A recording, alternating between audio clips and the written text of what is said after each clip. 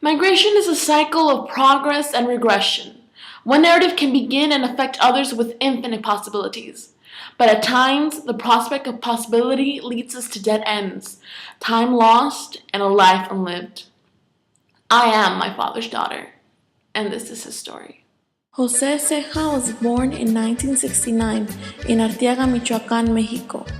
He lived his childhood working alongside his 12 brothers and sisters, planting crops and grazing cattle in El Valle, their modest family ranch in the rural mountains of Michoacán. With little possibilities for progress, job opportunities, and village poverty, Jose and his wife Lupe decided to migrate to the United States in 1990. They hired a coyote off the street in Tijuana and paid him $1,000 to help them cross the US-Mexico border illegally by passing through a hole on the fence into Phoenix, Arizona. Jose stayed in Phoenix for a month, afterwards moving from relative to relative in Los Angeles.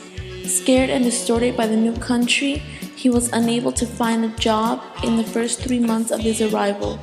Without money, he was forced to live off peaches and flour tortillas until his extended family, Los Zavala, offered him a job in construction making roofs. Over a year after his arrival, Jose had his first daughter, Ceja. With a new family, Jose struggled to fulfill his American dream of prosperity. Jose continued to work making roofs, but construction soon proved to be unstable due to the growing competition amongst immigrant workers for low-skilled jobs. He and his family moved from apartment to apartment in Inglewood, Hyde Park, West Los Angeles, and Compton, looking for an affordable and stable home. With the birth of his second daughter, Denise Ceja, in 1995, Jose was even more pressured to secure financial stability for his growing family. Soon after, roofing took a physical toll on his ability to work.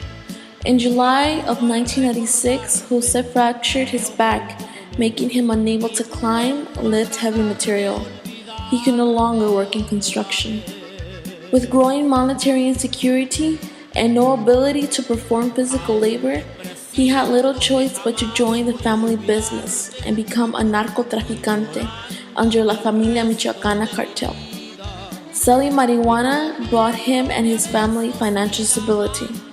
As his influence grew under La Familia, he expanded the trade to Philadelphia, New York, Oregon, and Washington State. But the dangers were prevalent. The family was constantly robbed by Jose's competitors, and failed ventures twice left him imprisoned for minor drug offenses. He was thankful for the money, but deplored the trade and what he had become. On October 1999, Jose was arrested on a drug felony in the state of Washington.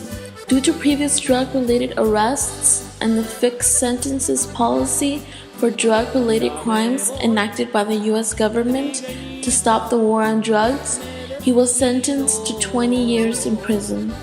But with legal support, his sentence was reduced to 10 years and deportation immediately after his release. Within 2 years of his conviction, he decided to transfer to the Taft Correctional Facility in Bakersfield, California, in order to be closer to his daughters. But without freedom, Jose's ability to see his daughters was tarnished. Due to the lack of immediate travel accessibility and his wife's immigration status, only 4 visits were ever made in the decade of his imprisonment. In prison, Jose made a living by learning how to make beaded belts, handmade jewelry, greeting cards, frames, jewelry boxes, and bolts from toothpicks, and selling these trinkets to other inmates and people on the outside. He was able to obtain his GED, but was hindered from pursuing college courses in prison due to his immigration status. On October 2009, Jose was released from prison with a one-way ticket back to Michoacán, Mexico. He was happy to return home and see his family after a decade of absence, saddened by the fact that he will never return to the United States and see his daughters again due to his felony conviction. Today, Jose finds himself in the same position that led him to migrate to the United States. But now he is 40 and unable to find a job that will provide a sustainable living. Instead, he has little choice but to graze the family cows and sell his own to sustain himself. Today he resides in his parents' ranch on the mountains of Michoacan, overlooking the city of Lázaro Cárdenas at a distance with little connection to the outside world. He wishes to return to El Otro Lado, but realizes that he no longer has an option. Ask yourself this: what is it like to be in the crossroads, facing a dead end in your life? If anything, understand this: migration is not a phenomenon, it's a definition to life. It brings people together and tears others apart.